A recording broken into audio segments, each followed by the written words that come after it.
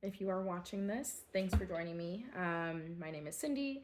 I am documenting my thyroid and thyroidectomy journey. I was given the diagnosis of having a right nodule on my thyroid about a month ago, and I have a surgery coming up in about 6 days.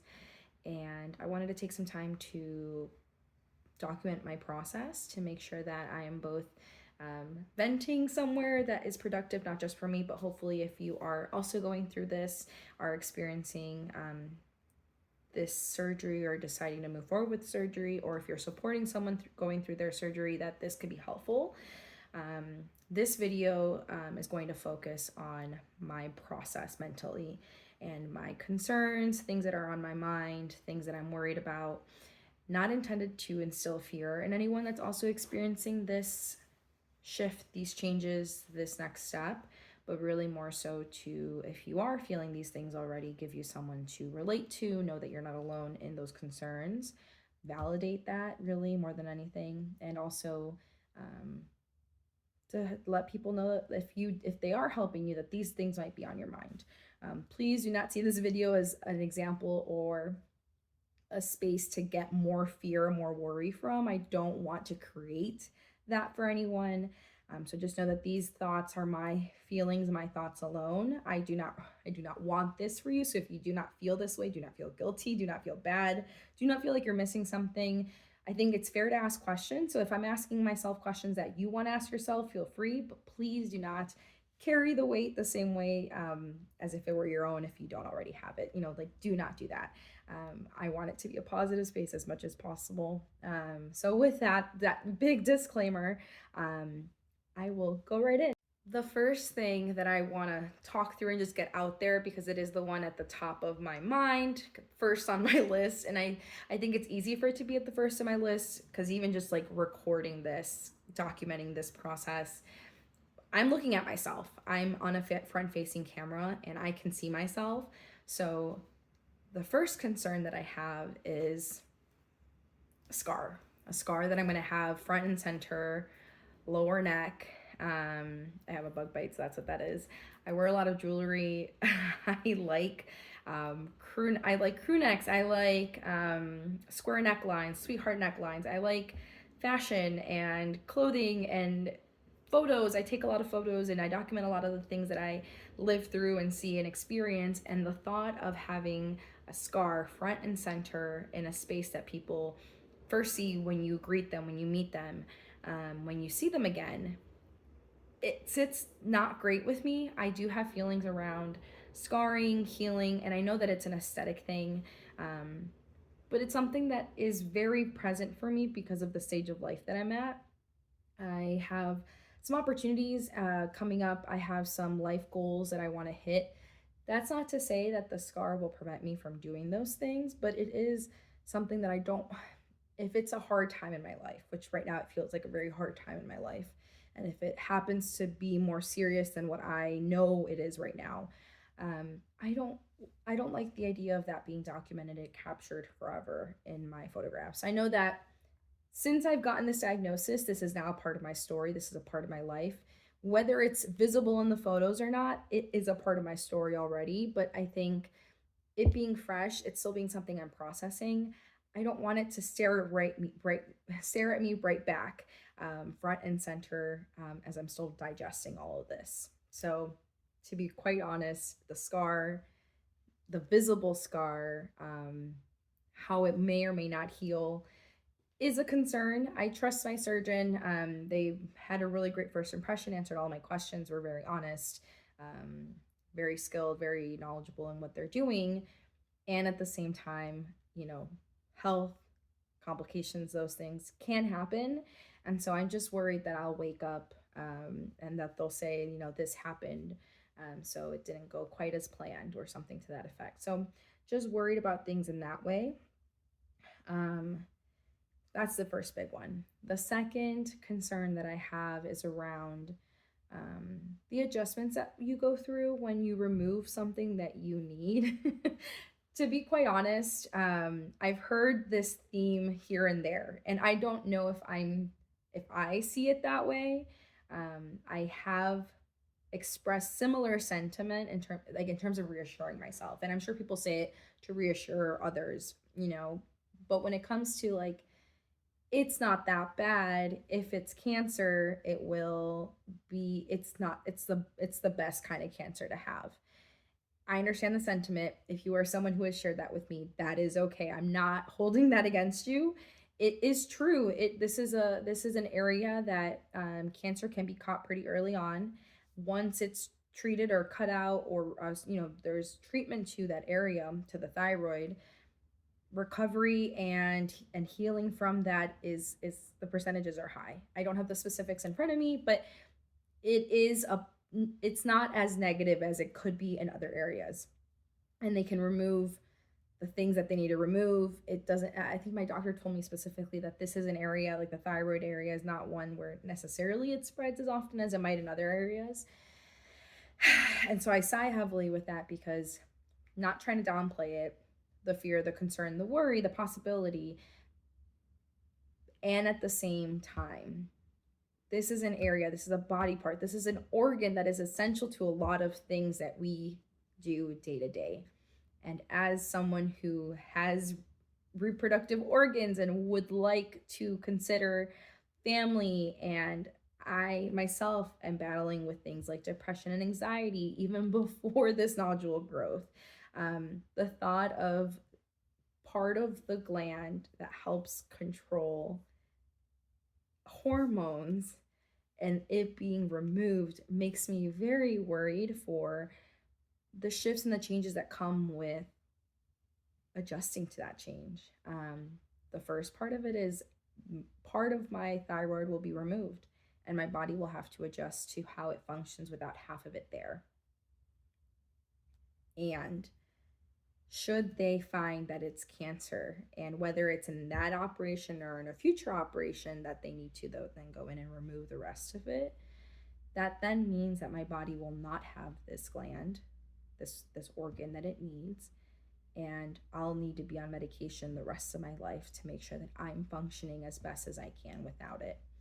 And there's a lot of positive stories out there. I've listened to them, a lot of vlogs. So if you are someone who is recently recovering from a complete thyroidectomy, or that's something that's on the horizon for you, there are a lot of positive stories. And this fear that I have is not to then take away from your positivity or the positive outlooks that might exist for you. It's just a worry and a concern that I have, because I'm not acclimating to the reality that this is a possibility as much as I want to.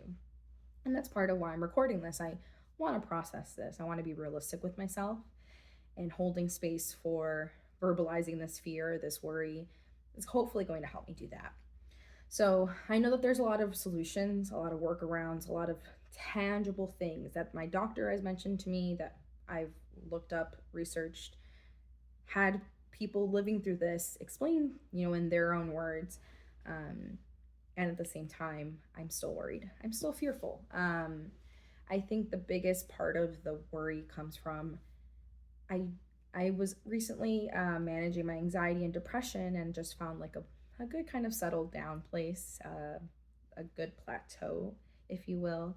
And the thought of that falling out of sync, not because like life is stressful, but not like, it's not like a new life event that I have no control in. Like, it's my own body. My own body finally found regular and consistent and calm, or calmer, and now it's throwing me in a different direction to undo all of that. Well, it feels like undoing it. And so I know that there's a lot of positive outcomes, and I'll talk about those in a moment, things that could be waiting for me on the other side of the surgery. But I'm also just thinking about the things that I'll lose, because I worked really hard to have what I have, to find what I have found. And I was tired of having to work towards that, and I'll keep working towards it. I will. And I'm mourning a little bit. I feel like I'm losing something, and I don't know if anyone else feels that way. I'm sure people do. You're losing a part of you. You're losing that space of time where you weren't dealing with this, and I think that's just like the biggest part for me right now. The third thing that is on my mind is is just the thought of this being my new normal. I have always been a pretty healthy person. I have the the regular seasonal like sinus infection or cold. Um, I was in the hospital a lot as a kid, at least a lot. What felt like a lot. Like I got shingles as a teenager, atypical. I got my tonsils removed as a child. I had pneumonia at like 10 years old. Um, different things like that. I guess now this, like, I was told by the doctor that people my age group don't tend to have thyroid issues. It tends to happen at like a mid to later age, and I'm just like, great, I am the abnormal person in all of this. Like, I do not have um what normal people my age tend to have. But most of the vlogs I found, actually, people in their 20s that were vlogging. Maybe it's just the people that are vlogging about it, but like there were a lot of people in their 20s to late 20s who were dealing with this. So I don't know what it means, but I tend to be a pretty healthy person, and just the thought of needing to forever regulate or manage my thyroid levels, making sure that those are okay. I know that things can be a lifestyle change. You might need to change your diet, how often you're going to the doctor. If you are on medication for thyroid, like supplements or medication to regulate your hormones, I should know more about what they're called. But you can't eat right away after taking your medication. You have to do that first thing in the morning. If you don't do it, it can really affect how you're feeling and how things are processing in your body. And I tend to be pretty liberal with whatever vitamins or medication I take, within the hour, within the time frame, it's fine. But that's one of those things where I have to be really rigorous. My metabolism might change, and I already struggle with like my health, my metabolism, staying active, my weight. And when it comes to that, I'm just like, I don't want it to have to be so present in my mind that if I'm not changing my lifestyle drastically, like I could be really impacted as I go through some of these changes. And so I'm just really worried about having to uproot everything. I will do it as I need to, and I'm even trying to do stuff now. But just the thought of not getting a say, losing that little bit of, this is what I choose to do versus now this is what I have to do. Um, the flip side of these main thoughts and feelings that I have is really just some of these issues that I've been dealing with that I've just talked about. I found balance and I just felt like I was recovering and I'm in a better spot. They might be linked to the thyroid nodule. Even though my thyroid levels have been normal or come back okay in my last three blood work visits, maybe this is causing me more anxiety, more stress. Maybe this is causing me to retain weight the way that I do, or to have fatigue, or to not have energy, to not feel rested when I sleep. Of all these things that I'm worried about, the positive things definitely outweigh the negative and the worry that I have. Of course, at the end of the day, this is just worry. These are just things in my head. They're not actual yet, at least they're not things I'm experiencing. I definitely will not regret going through the surgery, even if it like pops up in my head every now and again. Because if it ends up being cancer, I'll want it out and I'll know in order to then better treat it and move forward. And if it's not cancer, then at least I can swallow appropriately. That's one of the big reasons why I'm okay with it, because lately I've been feeling, by lately I mean the last few months, I've been feeling pretty nauseous, like something stuck in my throat. It's affecting my appetite. It's affecting how I'm eating. It's not affecting my breathing, but it could be causing my snoring. According to my partner, I snore. So that's great. Again, putting all this out there on the internet. And my hair has been falling out pretty significantly over the last few months. I would say the last 6 months or so. It looks like I have a lot of hair. It's pretty long. I've been able to retain the length. But I've been taking hair supplements, and I wonder if that's the only reason why there's like it's seemingly a lot of hair. My hair has been falling out in bunches. Like I'll brush it, it comes out. I run my fingers through my hair, it falls out. I blow dry it, it falls out. I wash it, it falls out. All falling out. So it, when I pull it forward, if you look at it, like there's less than what can go around my finger.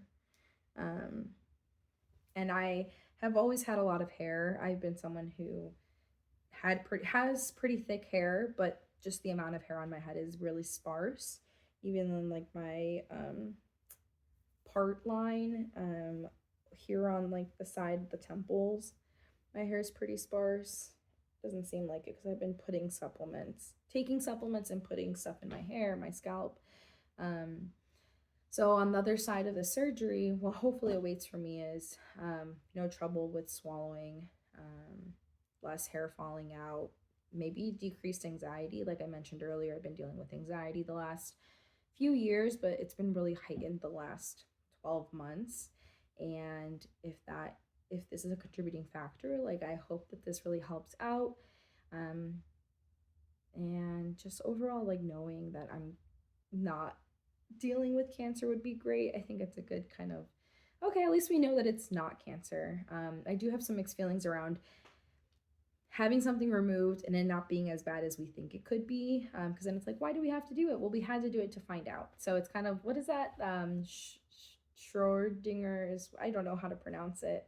The cat, like it could be there, it's also not there at the same time, or it's alive and dead at the same time. It's one of those things.